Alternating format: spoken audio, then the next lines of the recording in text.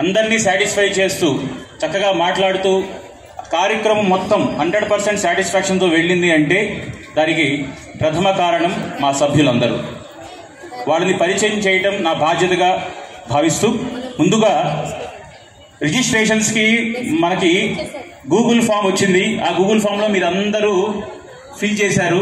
ఆ డేటాని మొత్తం సార్టింగ్ చేసి ఎవరెవరు ఏ స్లాట్లో ఉండాలి, ఎక్కడ ఉండాలి, ఏ వేదికలో ఉండాలి అనే మొత్తం మేజర్ వర్క్ అంతా అక్కడే ఉంటుంది.